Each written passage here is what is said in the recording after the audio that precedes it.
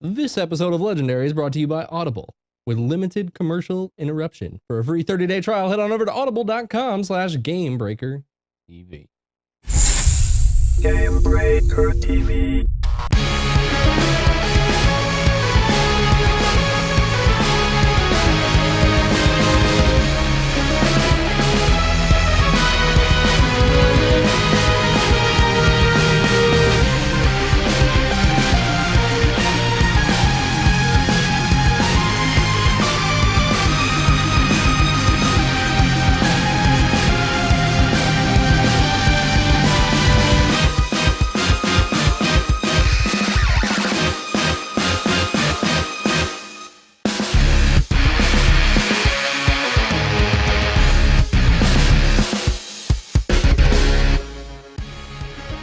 What is up, everybody? I am back right here.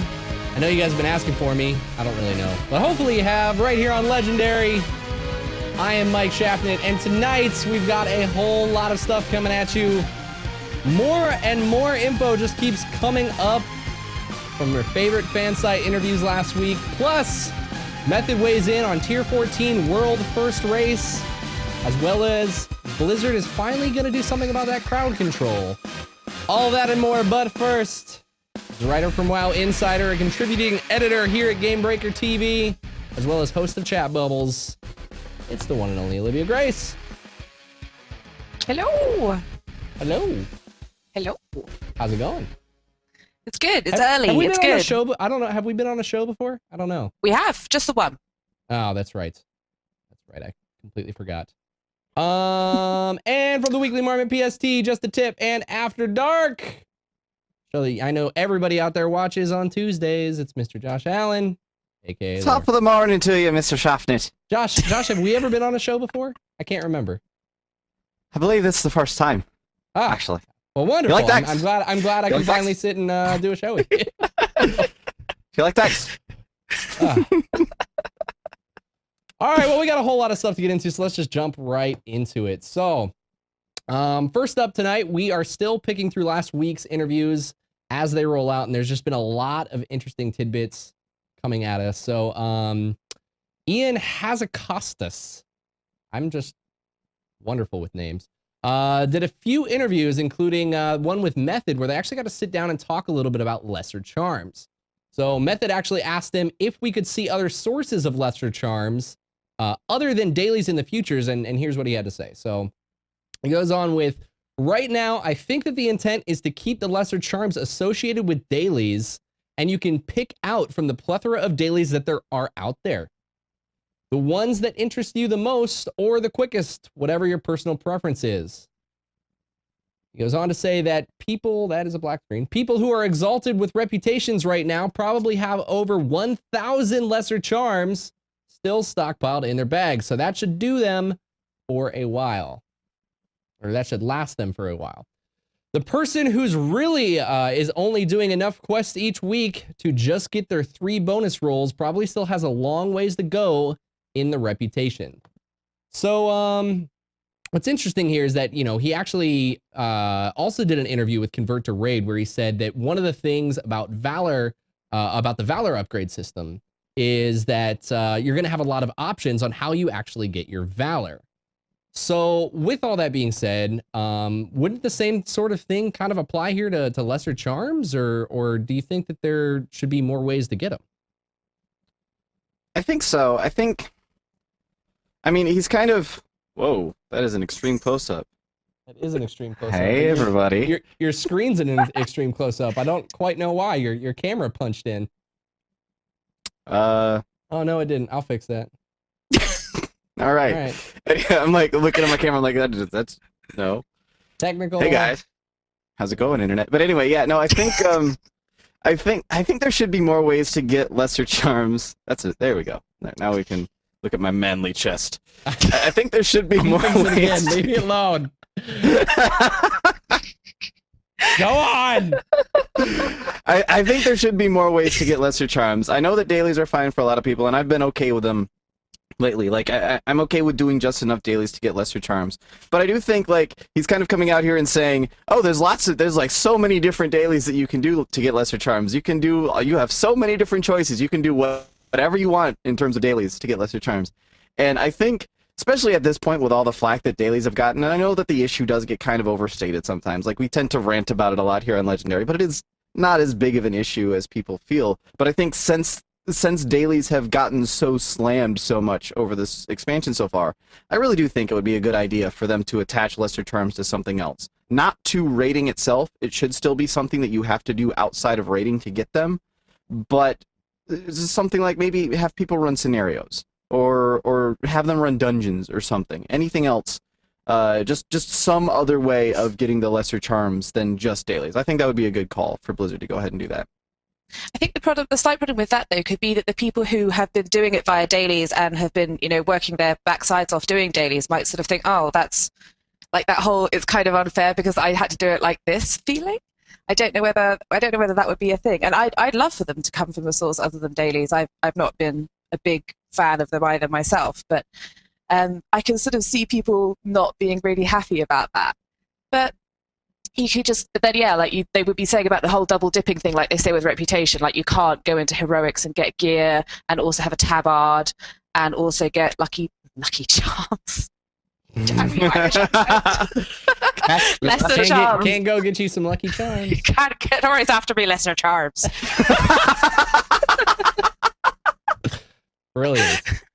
You're gonna get so many requests for that now. People are just gonna want you to talk like an Irish leprechaun, I think. Yeah. Oh God, I've got the giggles now. Going forward, I think That's the thing fantastic. is, like, could people be expected to do dailies in a future for lesser charms? Like, he's sort of talking about people who are exalted with all the reputations, who stockpile them in their bags, but when the gear becomes outdated, should they still be doing dailies just to get the lesser charms? Is that motivation enough to carry on pushing them? Question mark. What do you guys think about his comments where he claims that players have been stockpiling lesser charms and that the people who are just doing their enough to get their weekly bonus rolls, is that kind of living up with what you guys have jumped in and been able to play and get experiences from? Is that where the community's sitting? Yes and no.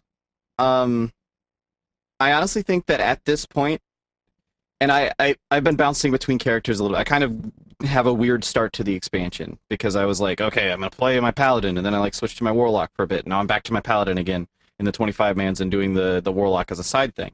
But I honestly think that people who have been doing it, like assuming that you leveled to 85 within the first, or excuse me, to level to 90 from 85 within the first few days, I think if you've been doing enough dailies at this point to have gotten the 3 greater charms every week, then at this point you're probably just about exalted. And the reason I say that is that I only have a little bit of Shadowpan left to get exalted.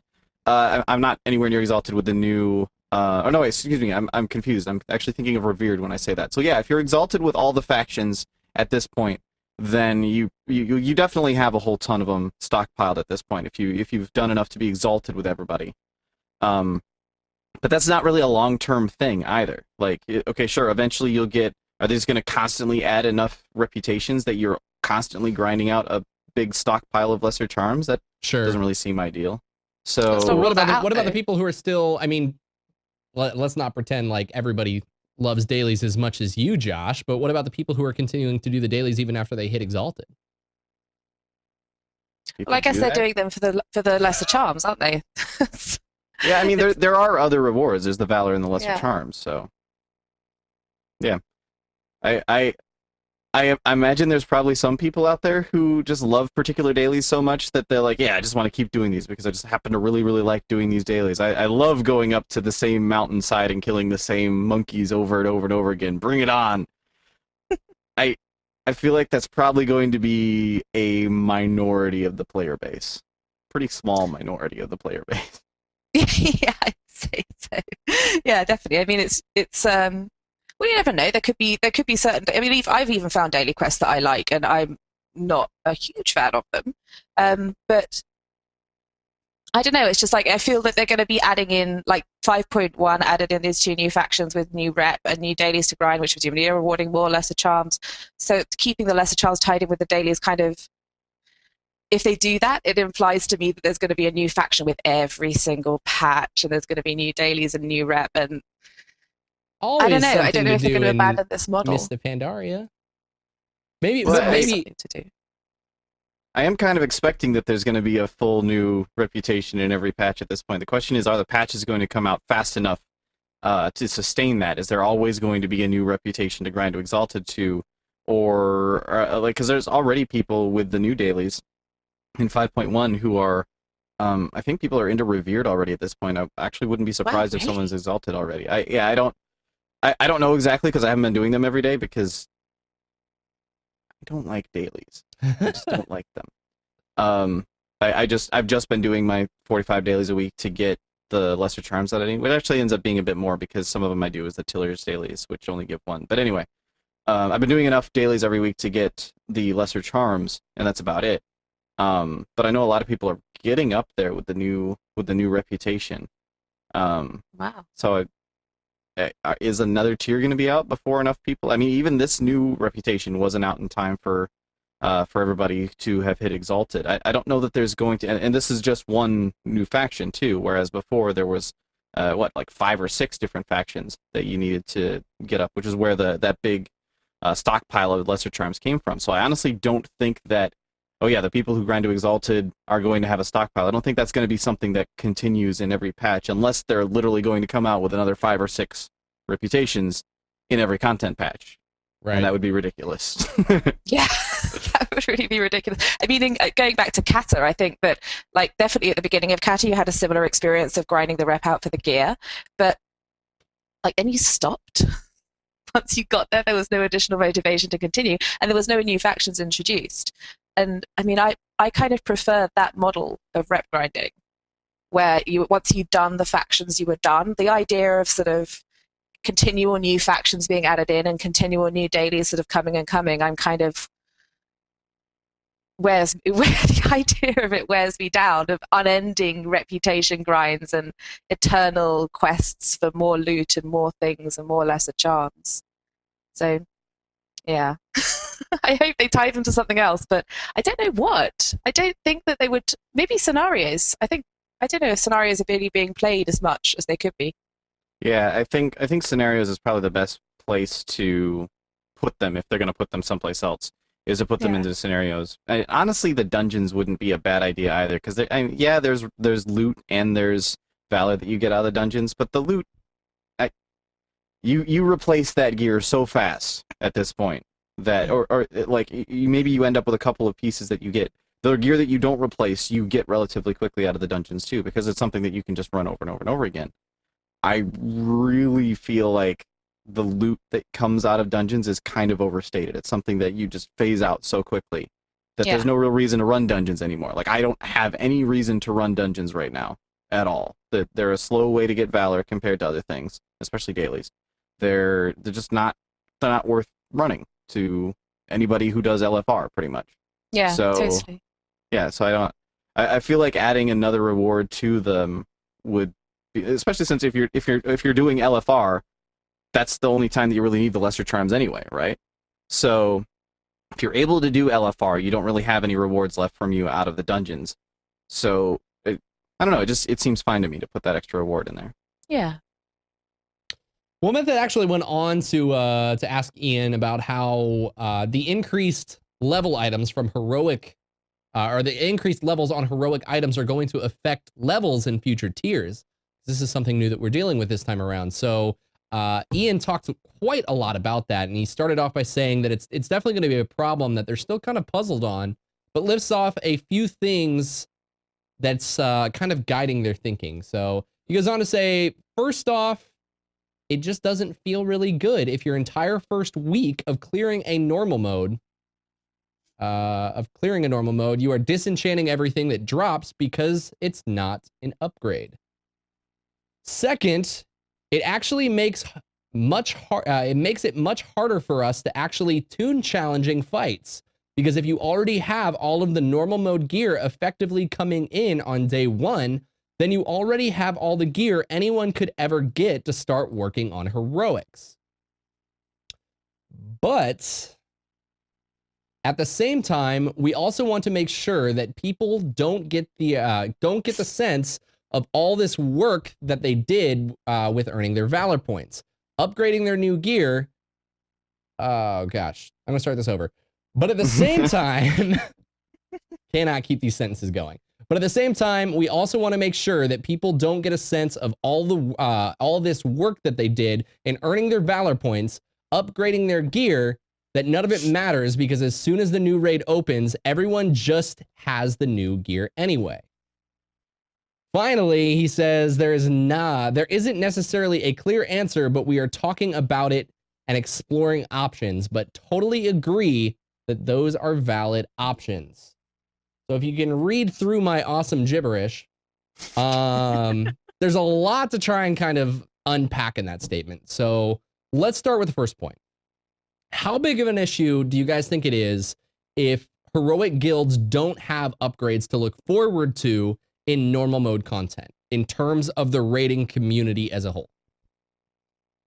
I mean, it does feel kind of iffy for like that first week of raiding, where you're like, oh yeah, there's nothing in here that's an upgrade for anybody. We all got better gear than this anyway, so we're just disenchanting everything. But heroic mode guilds don't care about normal content anyway. Like, heroic mode guilds are heroic mode guilds.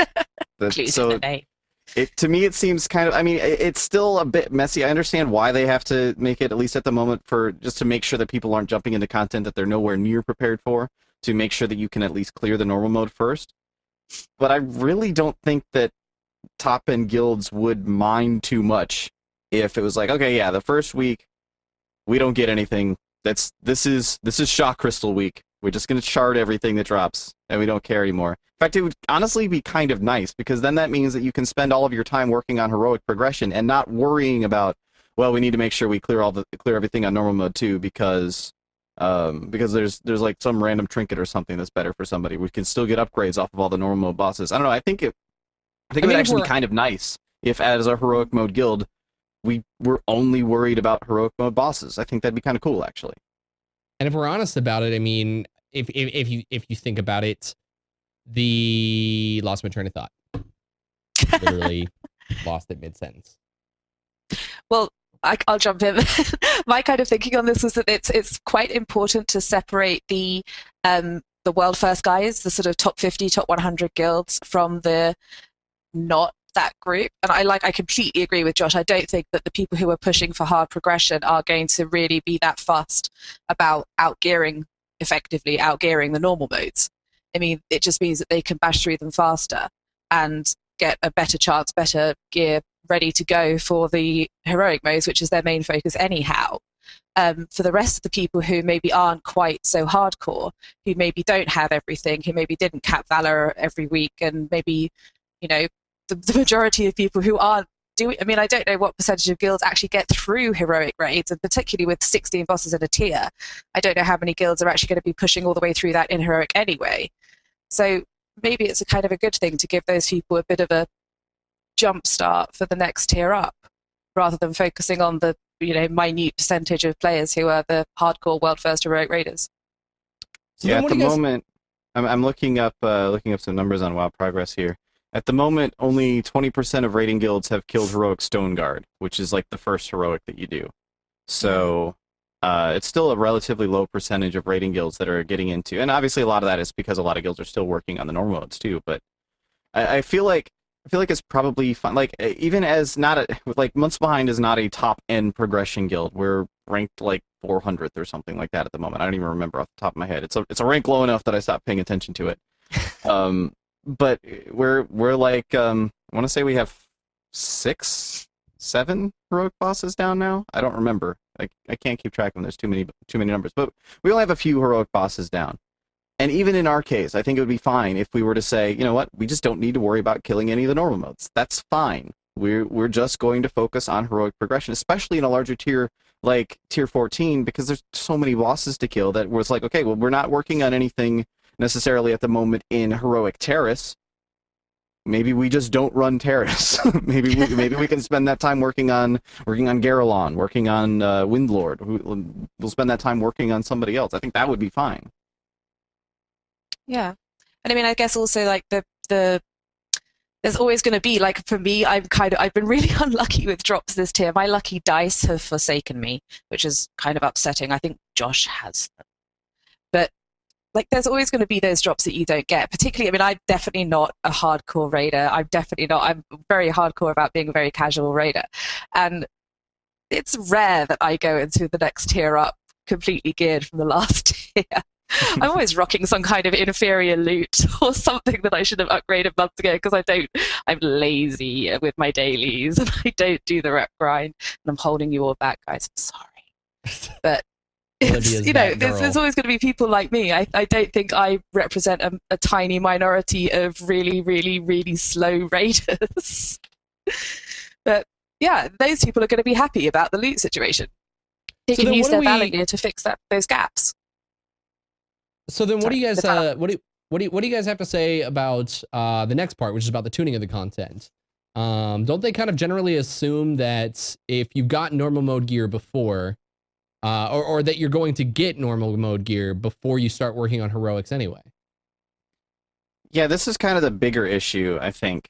Where the first one, I think heroic mode guilds would be fine with saying we don't care about normal mode gear. The bigger problem is, if you gear people up that quickly, that puts the top guilds at an even farther advantage gear-wise against the more, like, it puts Method, for example, at a much stronger gear advantage over someone like Months Behind.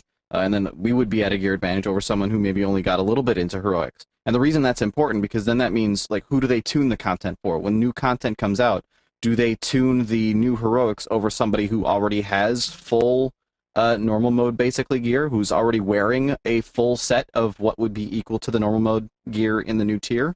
Do they tune it against some? Because if they tune it that way, then the content will be challenging for the top guilds, but it would be like basically impossible for anybody below them. Anybody who hasn't already gotten a full set of gear, it's going to be ridiculously difficult for anybody below them.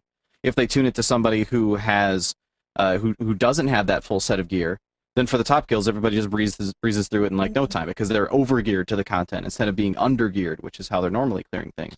So I think that is a much bigger issue there to try and figure out, is how do you, like, now that the Valor upgrade system is in place, who the heck do we tune the content around? Who do we actually look at, like, whose gear levels are we looking at to figure out who we should actually tune this for? Based on, I mean, is it going to be a case of?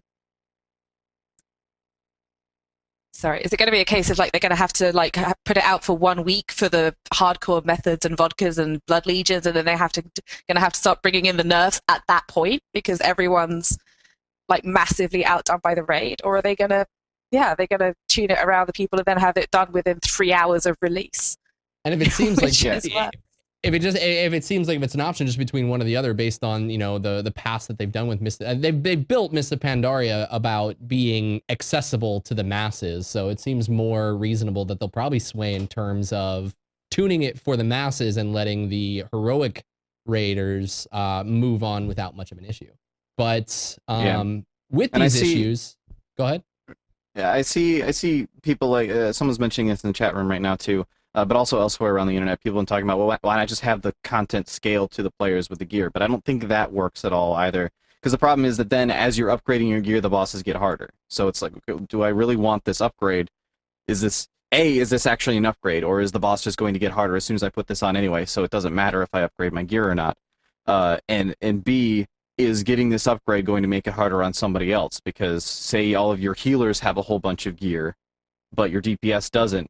Does it now make it impossible for the DPS to get through the amount of health that the boss has in time? Is it something that now you have to be, like, very, very sure and very, very particular? Okay, well, we only gave the last piece of gear to a healer, so we have to give this piece of gear, like tier sets and stuff, we have to give the next piece of gear to a DPS instead to keep things even.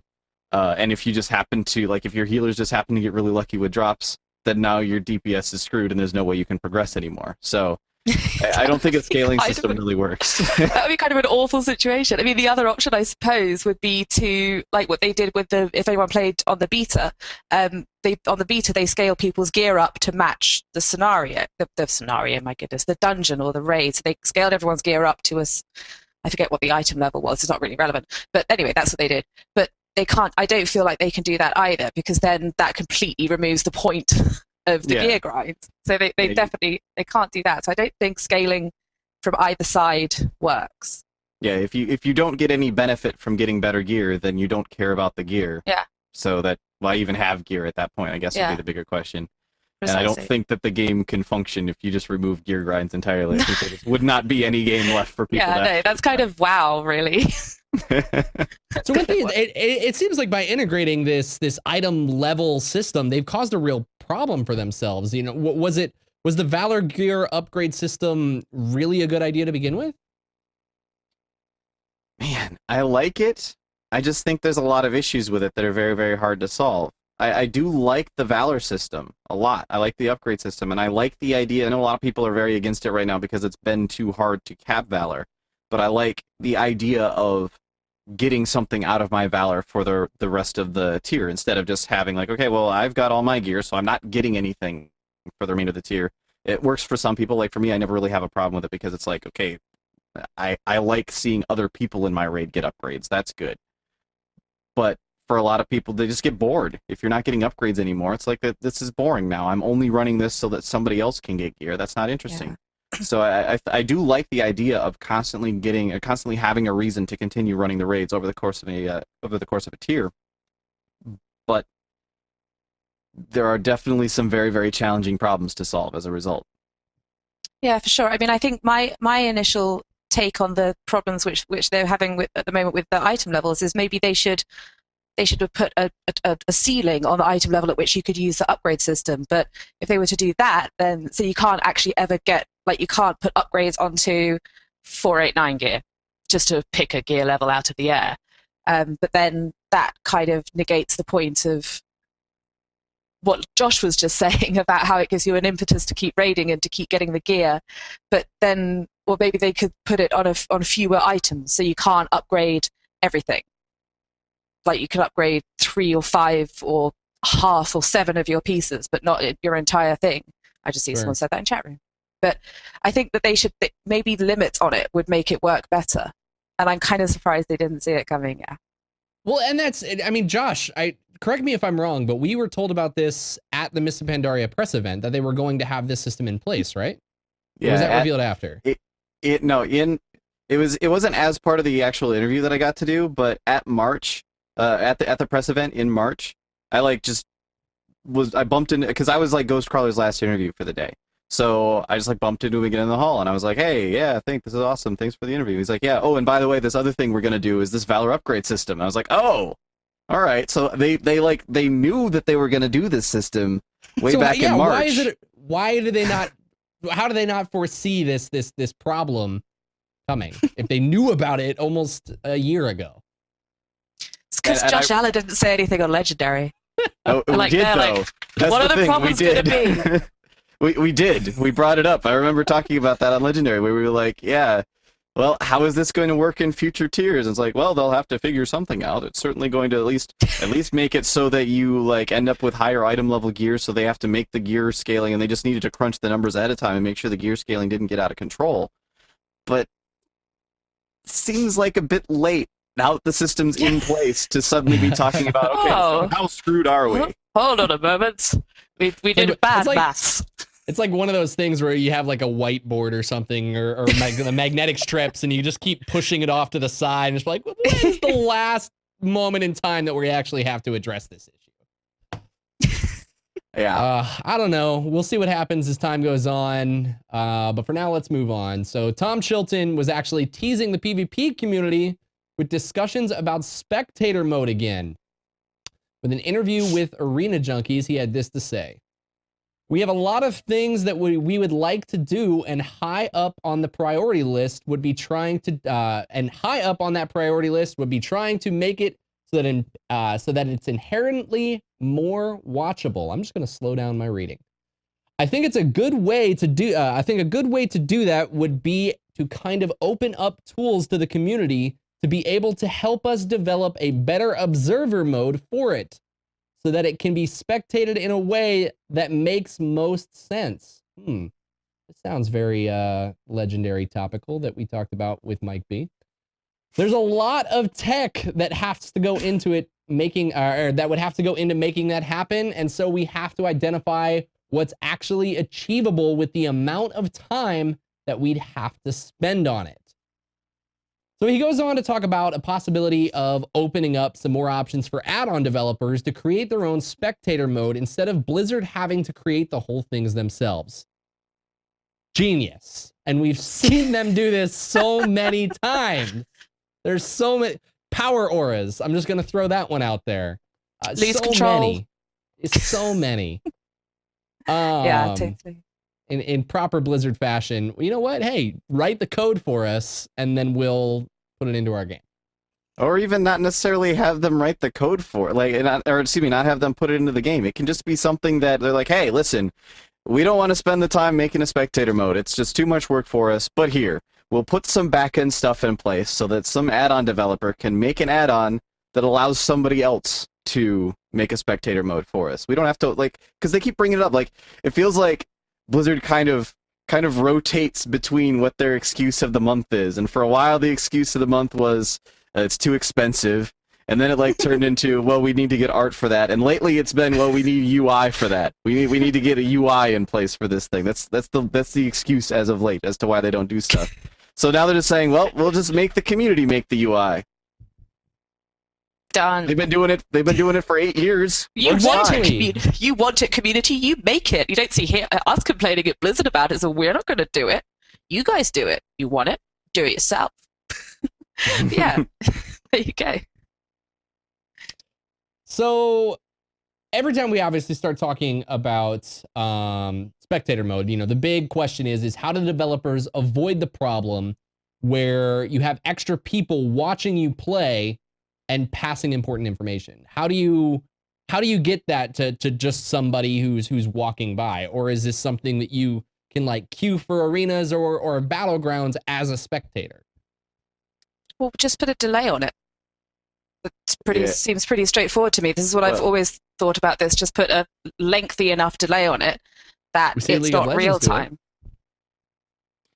Yeah, I think that's a lot easier to say than actually do, though. Sure. Just put a delay on it. That means that then they have to come up with some way. They have to not only tell everybody that's around you what actions you're taking, but now they have to also record those actions and come up with a system in the back end that they can display those actions back to somebody else later. It's doable, but that, I think, is the problem, is that they're sitting and saying, okay, it would be a lot of work for us to actually implement something like that. I think in some cases, we probably wouldn't see the majority of people actually doing that. Because, if you look at... You're trusting the internet? No, here, hang on. At the top end of arena play, sure, you would see people saying, you would have someone watching your matches and just calling out to you, he used his trinket, he used his bubble, he used this cooldown, he used that cooldown, switch to this guy, switch to that guy. You would have somebody calling that out. But people are already multitasking and doing a lot of that anyway. And you have add-ons that do that too, where you have something that announces, hey, this guy used DP, this guy used Divine Shield, this guy used all this other stuff. So I feel like there's an advantage to it, but there's not such a massive advantage to having somebody do that anyone but the people who are really trying to squeeze every last tiny little bit they can, the super hardcore arena players, I don't really feel like that other people would use that. You're strictly, and here's the thing, is you're strictly talking for arena players. Now, I know that, the community isn't hardcore as what they are of an arena as what they are for RBGs, but being able to give a heads up as to where the enemy is going on a larger map. Yeah, when everything's right in front of your face, you're definitely right. Passing information, it's already kind of being done, but when tactics of strategy and movement and placement come into play, like battlegrounds, it's going to become a lot bigger of an issue. Yeah, for sure. Yeah, being able to sit and say he's on the roof or something like that in a Warsong Gulch would probably be a big deal. But yeah, exactly. At least for arena, it would work. I think for arena, it would probably be okay. I think as long as it was, I can't see, actually, no, I'm thinking about it, I can't see it providing any information that you can't already get yourself with the UI and with, your add-ons, apart from perhaps where stealthers are. Like, you know how when you're on a friendly team, you can see where stealth players are? So then, the opposing team could be watching that and dump their Rain of Fire or their pet freeze, etc., random AoE on that point, and that could be problematic. That's the only thing I can see with being a problem there. But for rated battlegrounds, yeah, you would just have an 11th person who was on vent with everybody, who was literally just coaching, like just running the battleground. And I think if you were actually even to take it further, and I know this isn't what Tom Chilton's talking about, but this actually came up with Ian Hazakostas at Gamescom, talking about it for raiding, is that what you then have was a 26th guy or an 11th guy who was there watching the raid and just saying, do this, left a bit, and that would be the raid leader. And although, again, not what he's talking about, I think that's a real problem.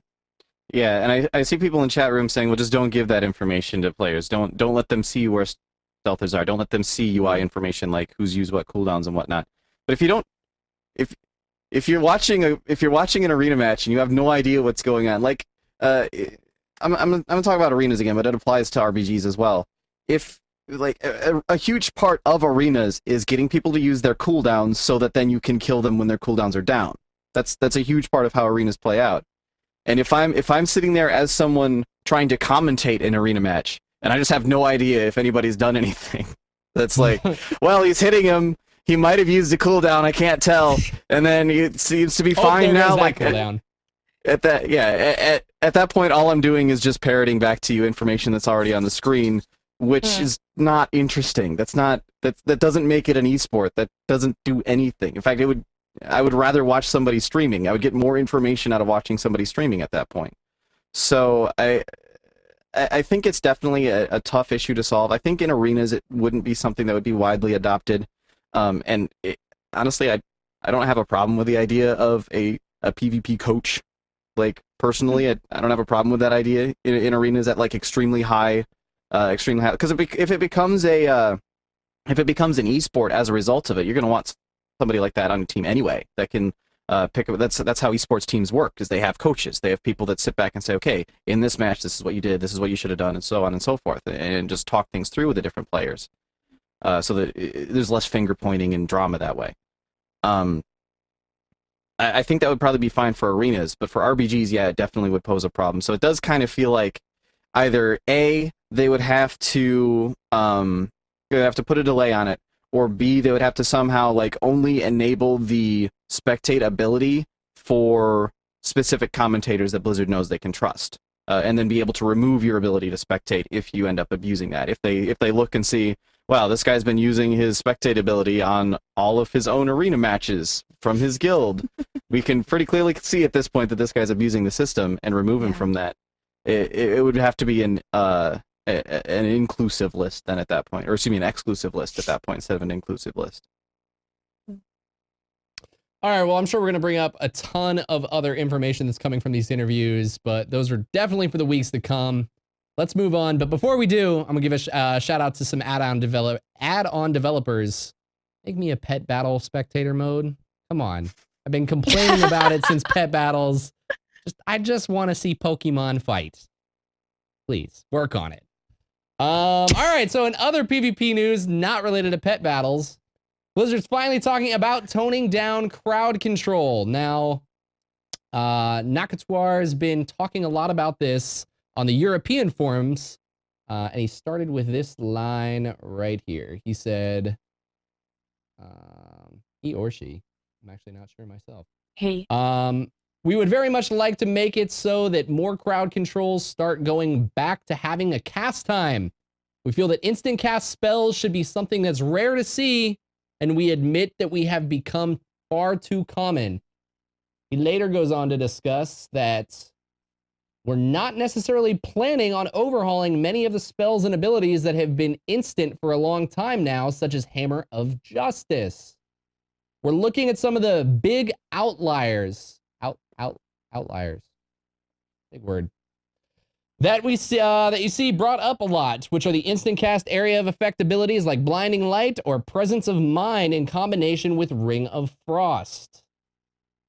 We think that there are too many of these AoE CC spells at this time, especially instant AoE CC, which can create some frustrating gameplay experiences.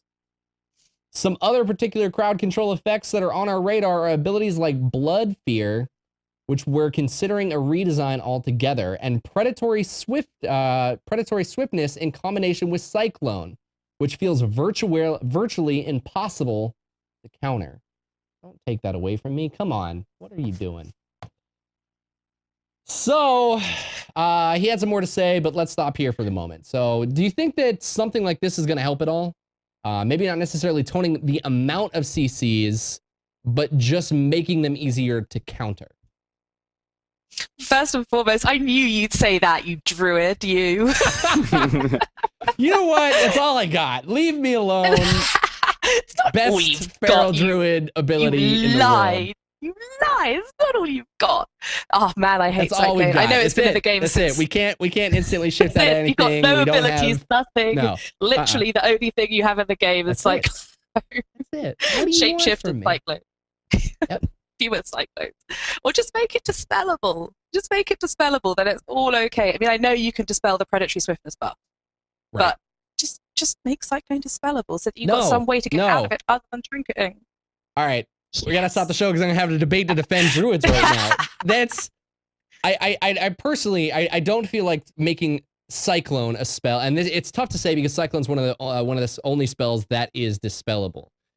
Making Cyclone itself dispellable is the wrong choice. Making it so that a player who's good enough has the ability to counter it without it just being an instant of knowing that they need to dispel the Predatory Swiftness off the druid. Perfect example, when you have to hard cast a Cyclone and a mage interrupts you, it's the most frustrating thing in the world, but it's frustrating because the other player was smart enough to stop it. That keeps skill level at a high, and I think is the better way to approach the situation. Yeah, well, I mean, he said Predatory Swiftness in conjunction with Cyclone, so he's not necessarily talking about Cyclone itself being super broken. It's more along the lines of instant Cyclone is pretty broken, especially when considering it's on its own DR. It's the only thing on that DR. Yeah.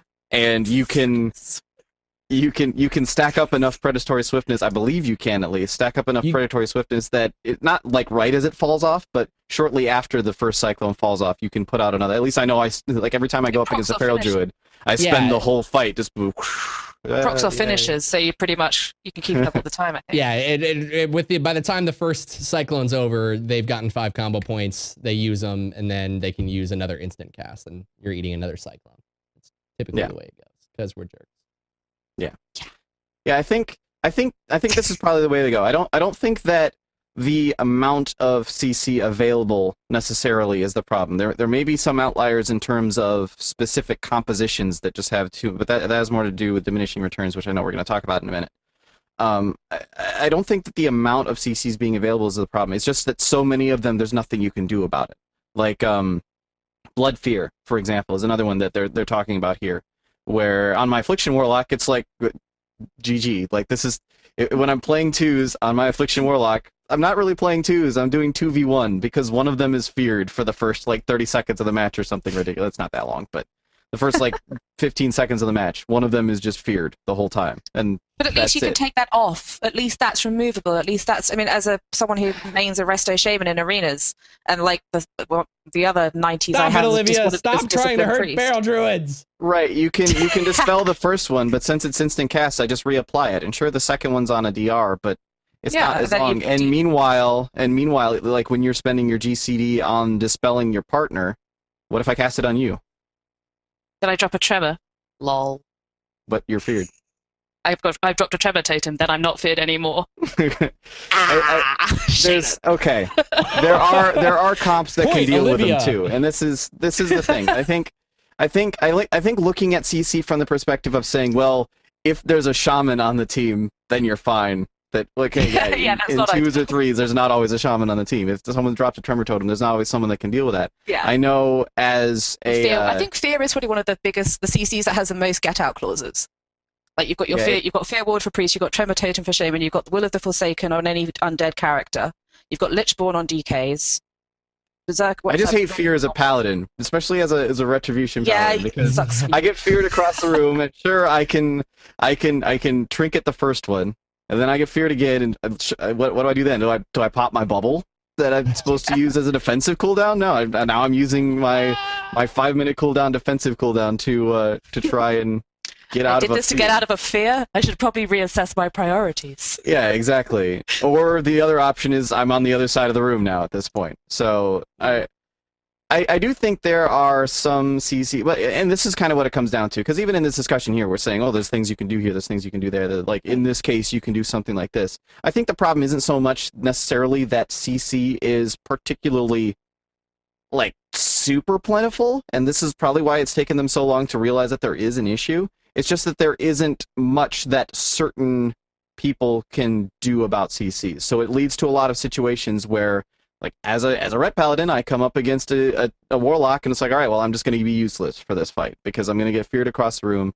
and especially if it's a warlock and then there's somebody else that has a different CC. Like, warlock, feral druid, I hate that. Oh my god, every time I hit that composition, I just rage the entire time, because feared across the room, cycloned across the room. Yay! This is fun. As soon as you're in the open with a druid, you're just like, oh, get out. Get me out of here. Somebody move me.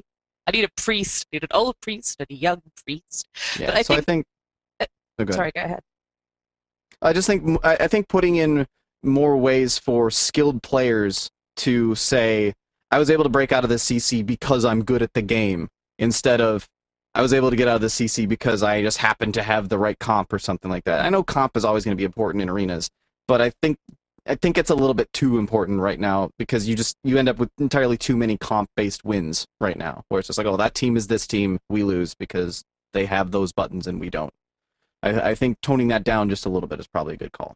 Yeah, I mean, I think from my perspective as well, I think CC needs to have more risk attached to it. At the moment, with the sheer quantity of instant cast CC, obviously, yes, you're wasting a global that could be either damage or healing to CC somebody, but where it's an instant, there's no risk of being, if you're a spellcaster, so talking about Blood Fear again as an example, there's no risk of being silenced, there's no risk of being interrupted, there's no risk of a school lockout. If it's off cooldown, it's kind of a no-brainer, and there should be more of a calculated assessment done, and that's where cast times come in, and then you're actually having to think more about it. You're struggling a bit more. You're having to make more important decisions rather than just like lol insta CC. But on the other hand, I appreciate that for melee players, insta CC is kind of a necessary evil. If you took instant CC away from everybody, like they're talking about Hammer of Justice remaining instant, like that would really suck for paladins if they took that away.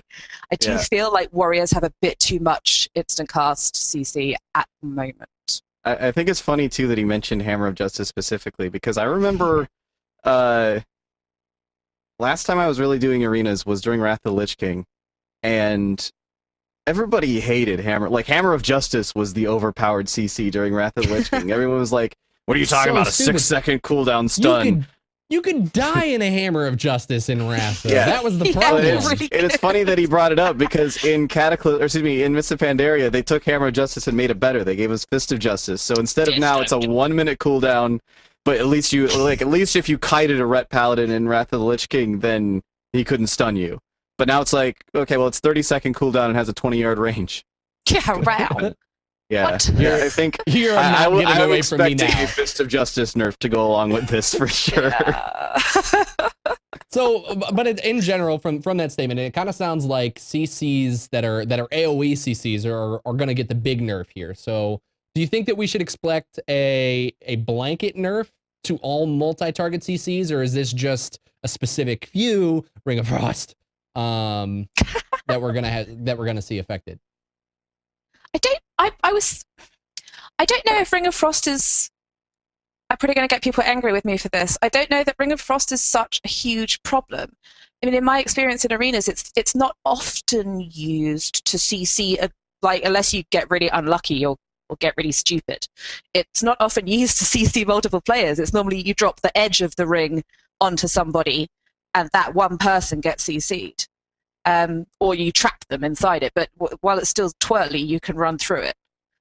So people who aren't paying attention, perhaps. But Well, yeah, I don't know.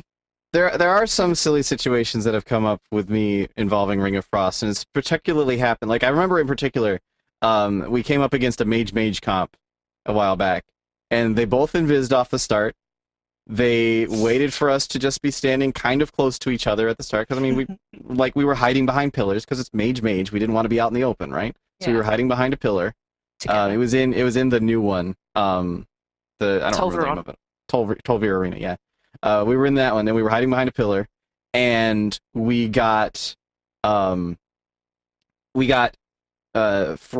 in place, the freeze from the water elemental, and a palm Ring of Frost cast on top of us. And by the time I could use by the time I could react to that, the Ring of Frost had already happened, and we were just kind of trapped inside of it. We couldn't get, and that's one of those sort of like comp situations that I'm talking about where we don't really have it, like, as Ret enhancement, we don't really have a way to respond to that at all, because we got trapped, the Ring of Frost was around us, it's like, okay, cool, we can just sit here in the middle of the Ring of Frost now, while the mages kill us.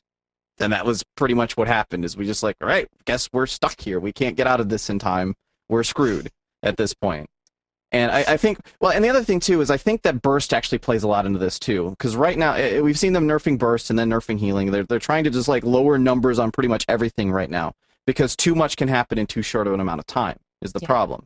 So it would be okay for us to be stunned for however long it would be okay for us to be stuck inside that Ring of Frost at the start if we could survive through it. Like if it was possible for one of us to live in that case, that would be okay. The problem is that we got stuck there. I could bubble, so they didn't attack me. They just sort of killed our enhancement. They killed my enhancement shaman buddy. And that was that match. That was how that match went. It was a 1v2 from the get-go. I don't necessarily disagree with you on that sense, but with the lowered time limit on arenas, I think it's at 25 now, and the fact that obviously you need somewhat of a burst in there to get a kill in between when you force them to use their cooldowns versus like when their cooldowns are up versus when they're down. You need that opening, and if you don't have enough burst to take them down, if it's still a slow burn and we're never running out of mana, when does the arena technically end if you're going up against two really skilled teams at keeping their mana up? The issue isn't that people can die, it's that it happens too fast. Like, when you can die inside of a 6-second Fist of Justice, the fact that I, as a Retribution, can stun somebody and kill them immediately is stupid. I am too strong right now. I know Rets are kind of OP at the moment. It's the fact that I can push 2 buttons and win that's dumb. I think they and this is why they're kind of just toning everything down just a little bit right now. They're toning down burst a little bit. They're toning down healing a little bit, so that like burst healing can't be a thing either. It can't be that, oh, we got him low, but finally just went back up to full health. If you lower burst, then you need to lower healing to go along with it. Otherwise, then nobody ever dies. And the issue isn't that you can die in an arena. The issue is that it can happen inside of a CC, which is just sort of compounding the issue of CC at the moment, where how do I put this? It's frustrating when I'm sitting there stuck in a cyclone or something, and I watch one of my teammates die inside of that, what was like 3 or 4 seconds that cyclone lasts. I watch somebody die inside of a cyclone, and I go, I could have done something about that, but I was inside of this cyclone. If it was something where they were already low and I got cycloned at the very end of it, that's one thing. If it's something where I'm watching someone get globaled while I'm inside of a cyclone, that's dumb. So I think the issue is just that they need to slow things down a little bit so that using the CCs at the right time to finish somebody off is what you do. Not necessarily saying, okay, well, it's the start of the fight, so we're going to death grip the healer, we're going to pop all of our cooldowns, we're going to stun the healer, and this is now a 2v3 instead of a 3v3, which is what my 3's team does. So, yeah. Yeah. I mean, I think it goes back again to what I was saying earlier about there having to be risk in CC. Like, CC shouldn't be, like, it shouldn't be a case that a viable 3 DPS tactic is to walk in, blow all your cooldowns, and win. It shouldn't be that easy. Mm-hmm. Arenas shouldn't be face roll. It's just like Josh was just saying, like death grip a healer into a group of melee. As if there's a warrior and a death knight in that group, with a ret paladin, you're pretty much going to die unless the healers are paladin themselves. I mean, I think I like to consider myself a relatively good PvP healer, but I'd struggle. I'd need a priest on my team to pull me the hell back out. Or actually, no, I'd have grounded your death grip. What am I talking about? You wouldn't have me in there in the first place. But anyway, that aside, it's dumb. CC should be used, like you were saying. CC should be that cyclone at the very end, which is the thing that lands you the kill.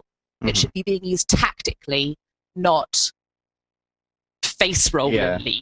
Yeah, it seems like CC is being used at the moment as, and I know I'm not like a super top end arena player or anything either too. So this is more from my perspective as someone who likes PvP but generally gets turned off by it once I start getting into the more serious, just because of issues like this.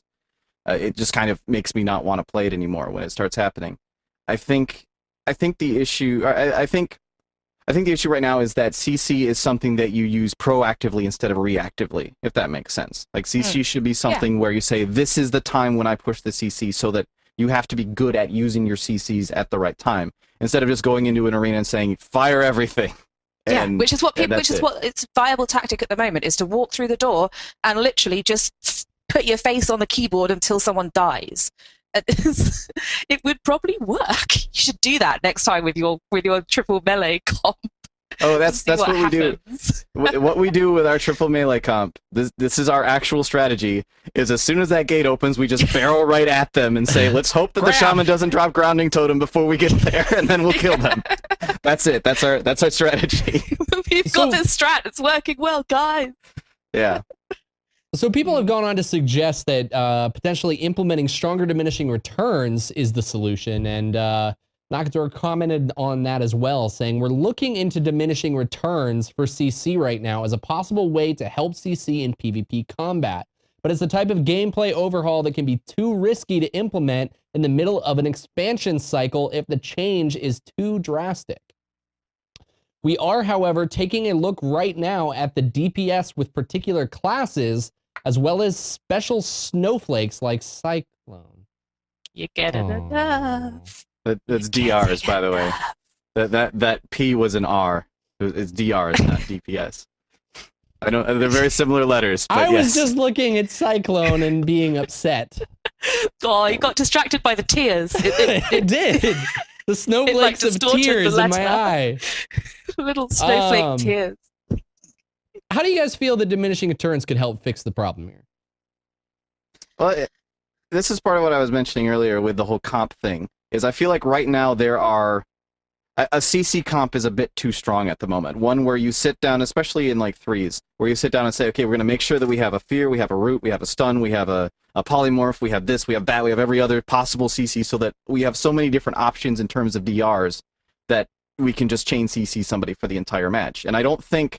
I think having heavy CC comps is probably fine, but when it gets to the point where, and again, this is something where the issue isn't necessarily that things are blown out of proportion, need to be removed entirely. It's certain cases it gets a little bit too strong, and we see those certain cases coming up a lot. The issue is if you can completely and totally remove someone from a match so that you're fighting a 2v3, that's a problem. You should not be... Part of a match should never be somebody just sitting there doing this the whole time going, all right, well, I already popped my trinket. I already bubbled, and this is how I'm going to spend the rest of this match. And a lot of people don't even have 2 CC breaks, is the other thing. Like, I have an extra one because I have bubble. If it's, okay, we're going to stun him, he's going to pop his cooldown, so then we'll fear him, and then we'll poly him, and then we'll do this, and then we'll do that, and so on, so that he can never do anything for the entire fight. I don't think that's fun. I think people should be doing things when they're in arenas.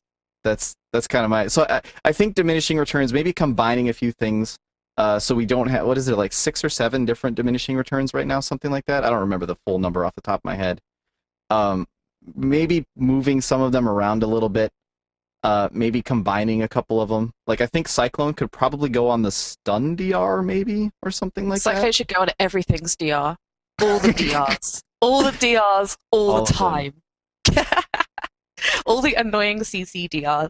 Yeah, I mean, I think it could help. But I think also that we've got to be a little bit careful here. Like, I know people sort of say, like Mike was saying earlier, that burst still has to be a thing. Like, you can't remove burst from the game as being a thing that is a viable strategy, like a thing that you can do. And CC comp should be the same. You shouldn't completely like nerf them out of the game and say that CC comps, heavy CC comps like your MLS in Kata, is no longer a thing that you can do. We're just going to nerf it so hard that it's gone. It just needs to go back, just be scaled down a bit to a normal state. And it takes quite a lot of skill to chain together CCs. Like, that's not something that, you know, your day one PvP is going to be able to, PvP team, excuse me, is going to be able to do in arenas. I mean, maybe it's a bit too easy at the moment, but it's not something that's like to keep someone controlled for 30 seconds, as an example. That takes a lot of communication and a plan and execution of that plan. Well, yeah, it's still got to be a thing. Yeah, I know, and I know that chaining the CCs together does still need to be a thing, and that's good, right? Obviously, I'm not saying that there's no skill involved in being able to do that. It's just kind of that at the moment, if you are skilled enough to chain CC somebody like that, then every match you go into is a 2v3 or a 4v5 or whatever, or 1v2 even. I actually don't think that you can chain enough CCs in twos to make that an issue, but yeah, it's just an issue of a good thing being too good. Like, sometimes when you allow, like, if you were to say, well, if you're skilled enough, you could never take any damage on any raid boss encounters, and you can do enough damage to kill them, then it's like, okay, well, all right, maybe if it's really, really hard, then most people won't be able to do it. But for the handful of teams that can just never take any damage, now there's no boss that they can't kill. So it's kind of the same thing. Is if there is a strategy that if you are at the minimum level of skill necessary to do this, you win automatically, then that's a problem. Yeah, I mean, I think what we've sort of established here is that as long as it's hard to do, it's okay. But where things are face rolling too easy, then it's not. And I think that, you know, maybe DR along with maybe removal of instance or like toning down of instance is enough. But maybe DR needs to be looked at as well. Maybe more things need to DR with each other. I mean, something someone suggested to me on one of my PvP columns is having DR run by character. So even if your rogue has a few different categories of DR, then they all DR together, which I thought that kind of removed a skill element of knowing what DRs with what of the character stuns you have available to you. But yeah. I, on the other hand, I kind of liked the idea, like the thinking behind it. Yeah, I think it's something that definitely it's an issue that they need to not mess with too much.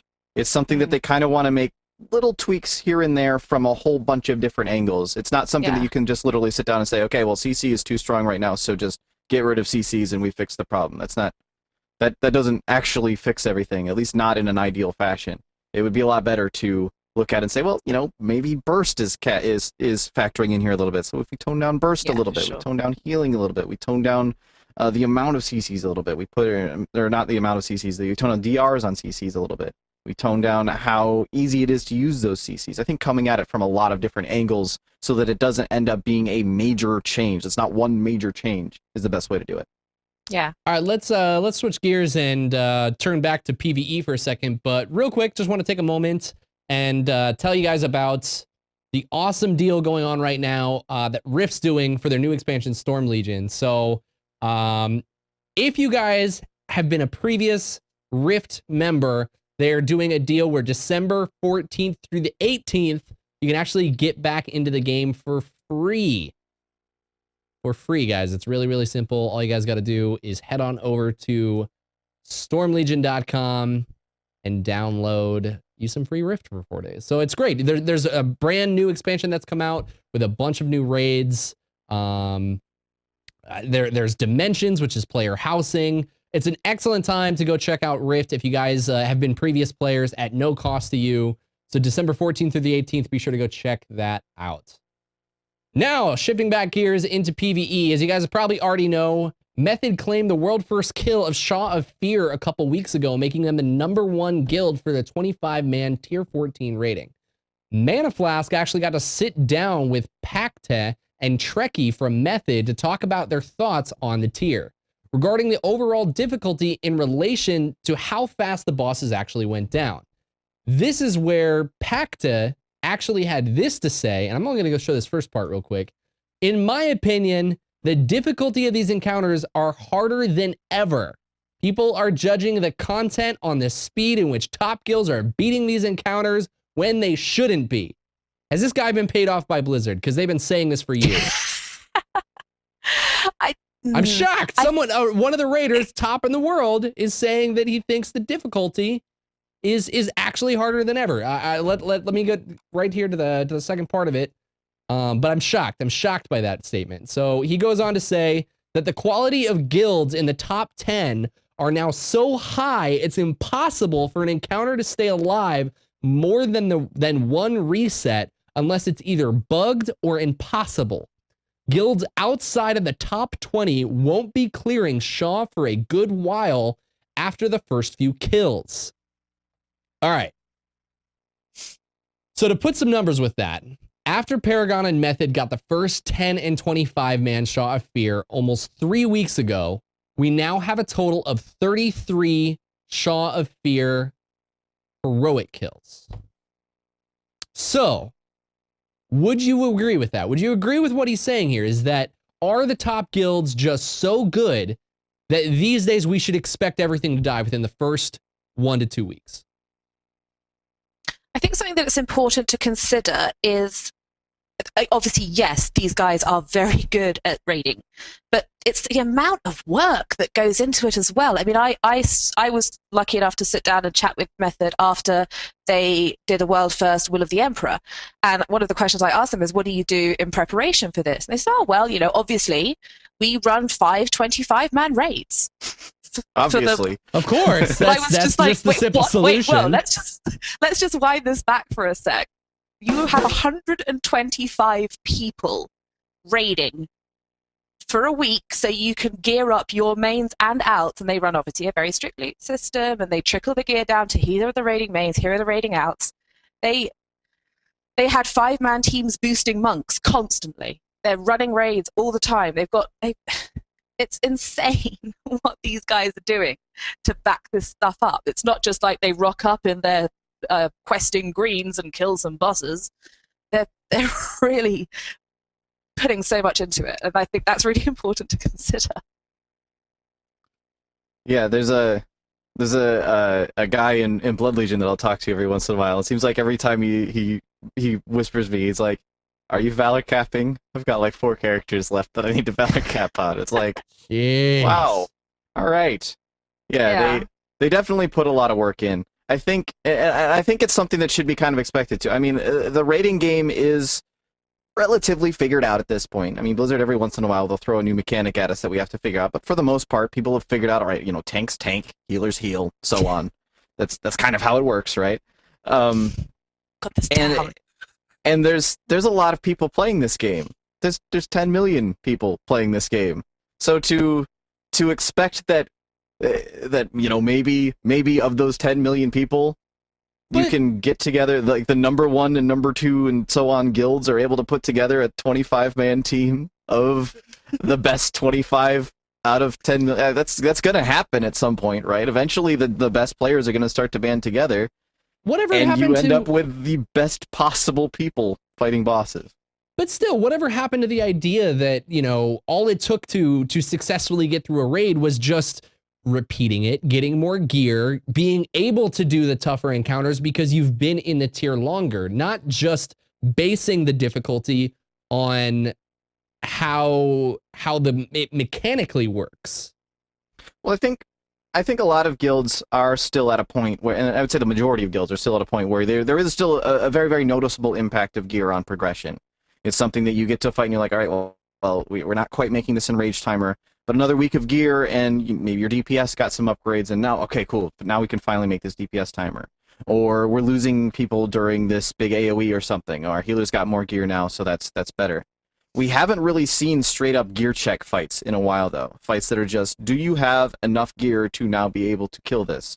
We haven't seen those in a while, and I think that's largely because, like, those used to be a gating method. Like, Patchwork was a gating method that Blizzard put into first into Patchwork, right? The original Patchwork, yeah. He was a gating method that they put in that said, okay, you need X amount of gear to be able to kill this boss. It's a really, really tight and Rage Timer. There's not much else going on in this fight. It's pretty much just stand there and hit the boss.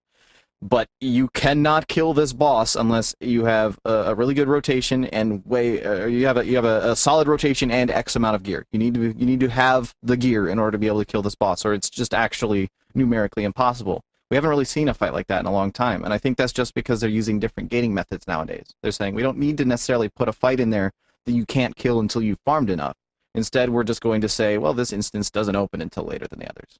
Do you think it's because it's potentially less fun and players get turned off by the idea of we're only going to get through 4 bosses every day or every week for the next 3 months before we can move on to boss 4? Yeah, it definitely sure. it definitely does kind of grate on you a little bit when you get to that boss and you like, because you don't know, like, going into the fight if it's something like right away, especially for the guilds that maybe aren't, sitting back and reading all the numbers or anything. You don't necessarily know that you get to this boss and it's just straight up impossible at the moment with the amount of gear that you have. Like, it's just actually not killable for you. So you just keep trying and you keep working on it and you start yelling at each other and you're like, you need to do more damage, you need to do more healing. Can we drop down to can we sit most of our healers? Can we just use 2 healers on this fight? 2 heal, 1 tank. Yeah, 2 healers, 1 tank, patchwork. Somehow, can we make this work? Can we kill this boss this way? It does kind of make a mess out of things when it is a little bit better. Like, there's just less anger and hatred flowing around when it's like, okay, well, we can't do this because there's a door and we can't open the door yet. Well, All right, exactly. I'll be one of the first people to stand up and say that I can occasionally nerd rage, but I think that as much as you hate being in the moment, that's honestly some of my best experiences is when we're sitting there just like, no, why? Because like it builds your community of the guild when you're yelling at each other. At least it has for me. It's fun. It's I mean, I'm sure it's not fun for everybody. But I look back fondly on the frustration that my guild had. And then when we complete it, how happy we are when it's over. And then it's like all that frustration wasn't for nothing. I think for me, in my experience, and I think I don't think I'm probably going to be alone in this, that it's much. We have this DK in my guild who will do a fight, will do a wipe, and he'll look at the DPS meters and say, this is our total DPS. I've done maths and I've looked at the total DPS required and we don't have it, so we're not going to kill this. And I honestly, if I could reach through the monitor and punch him in the face for saying that, I would. It is literally the most frustrating thing. If it's skill, it's okay. If it's just like, okay, we don't have this mechanic down. Okay, we're being idiots about this. Okay, we're doing this wrong. We're doing that wrong.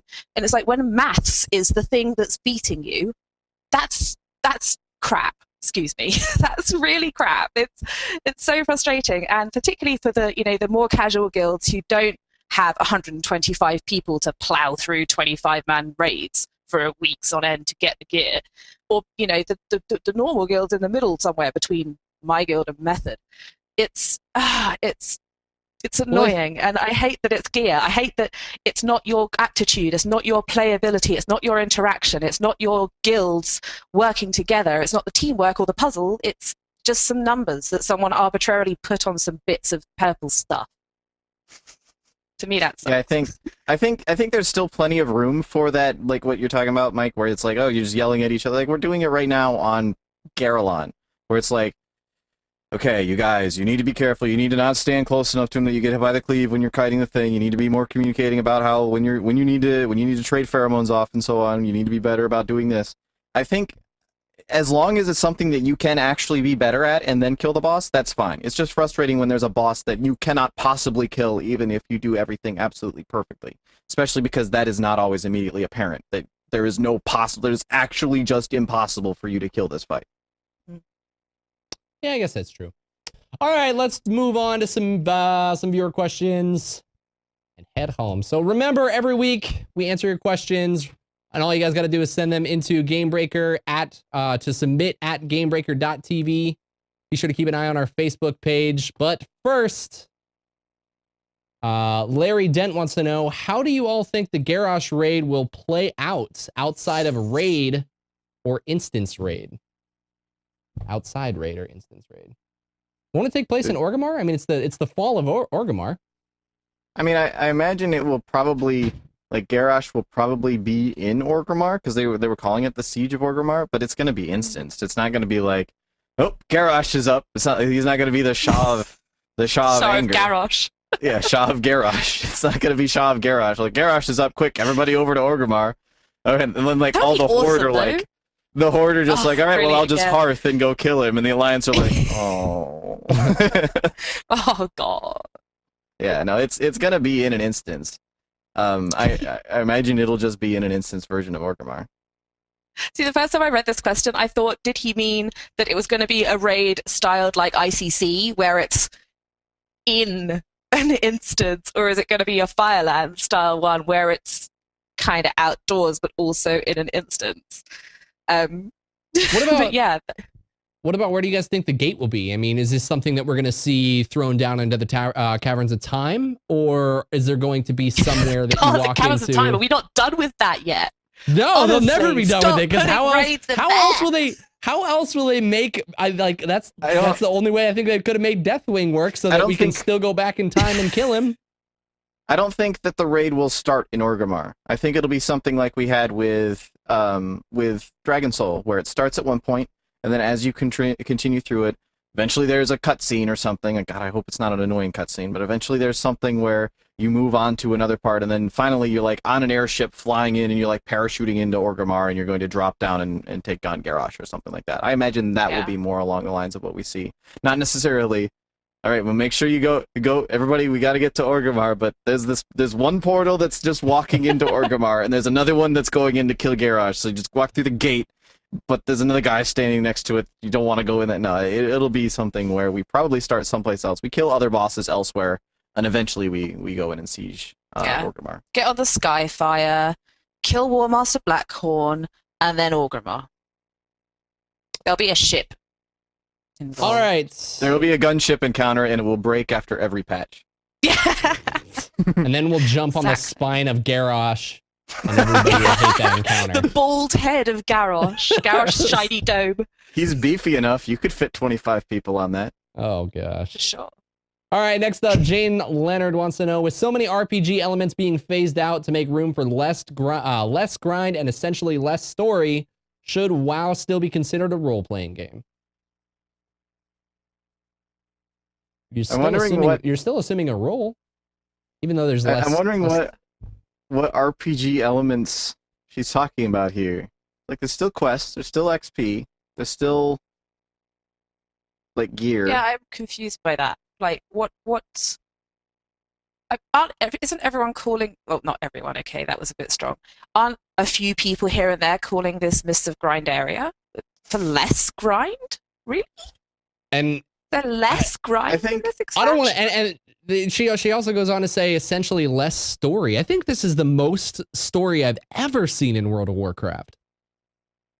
Yeah, I think she might be looking at it from like an in-game RP standpoint, but it's no less a role-playing game in that sense than it's always been. Like when you're talking about role-playing, like the actual role-playing of RPG, which RPG hasn't meant role-playing game as a genre for a long time. It hasn't. RPGs on a computer are not like D&D or anything like that. We haven't done that ever.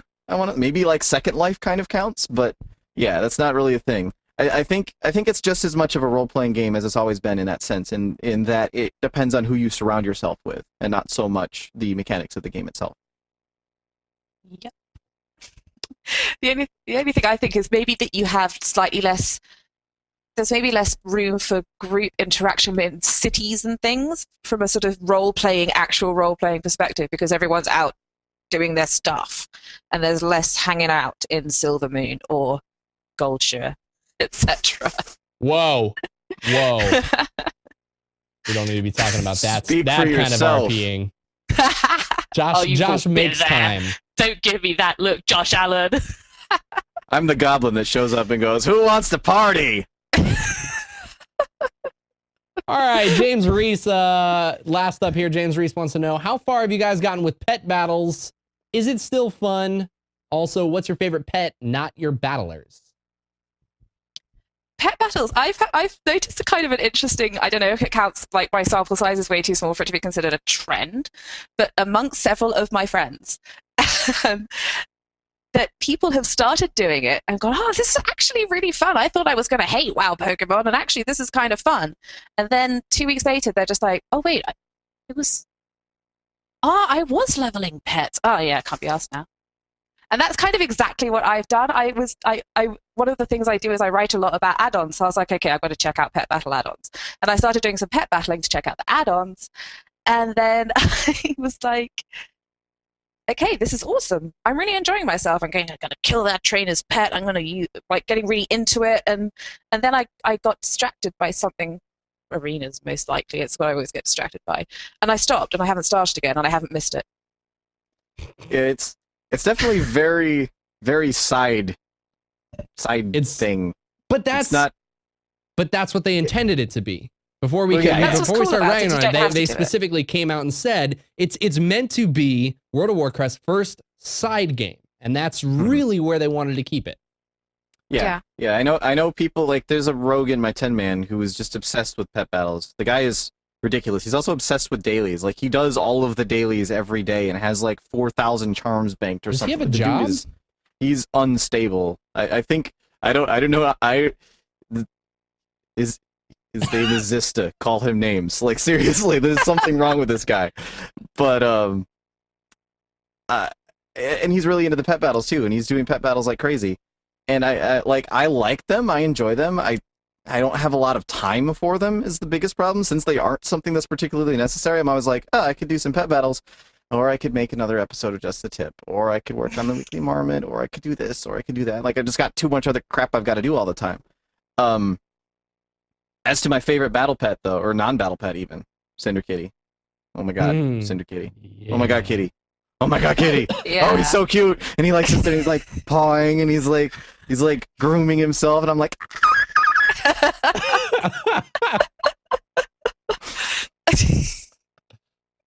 Yeah. I think for me it was one of the, it's great because I remember I was like pet battles.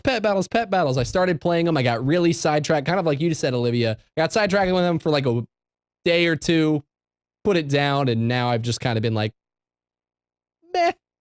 Like I'll pick it up and play it again when I play it. But it's here's the problem is it's so robust that it's like it's kind of its own game.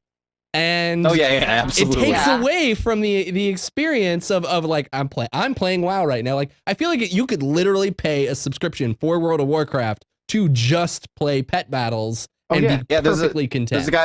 There's a guy in my guild doing that right now. Actually, he doesn't even have Mists of Pandaria. He's just doing pet battles. Eventually he's going to get to the point in the quest chain where it sends him to Mists of Pandaria, and he'll probably pick it up at that point, I'd imagine.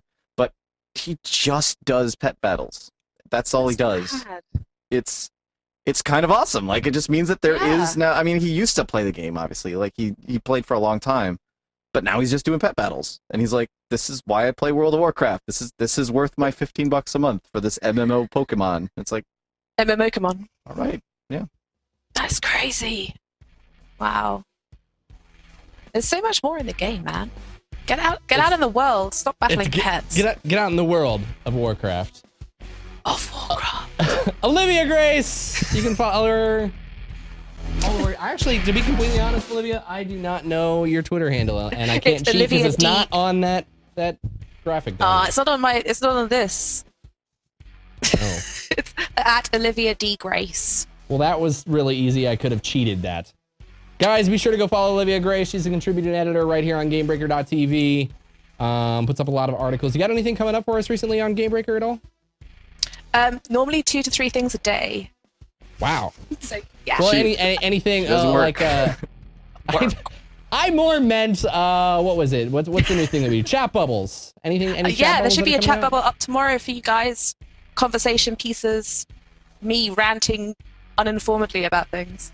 All right. Be sure to catch that, guys. And Mr. Allen, you can follow him.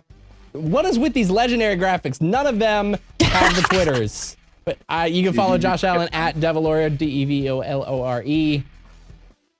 I was going to be mad if you forgot mine. I just said it on Tuesday. Said it like 8 million times on GameBreaker TV. Be sure to follow him and all the stuff that he puts out over on TankSpot and Gamebreaker. Just a tip. PST I have a weekly special mornings. just the tip coming tomorrow. Whoa. Well, You Sort don't of need to know about special. I your guess it's just special kind of tip. different, but check it out. Yeah. Just All right, for guys. you, Mike Shafted. I need to go take a nap. Ever These since are the that You need to yellow go dress take a picture. nap. Do you have That's- any idea what time it is here? That's true. I've been You up for definitely, 24 hours. Olivia, go get some sleep. Follow me right here at Mike Shavner. Be sure to follow Gamebreaker at Gamebreaker TV. Be sure to check out all the stuff that we put up right here on a weekly basis, video game related. Guys, also be sure, I know I mentioned it, but go check out Rift, Storm Legion. Free 4 days. You can't beat it. Thank you guys so much for a wonderful week. Here again, and we'll be back next week. I promise I won't be stumbling over the words. It'll be a clean show. See you guys next week. Catch me, lesser charms. You're always after me, They're lesser magically charms. delicious. There you go. Person in.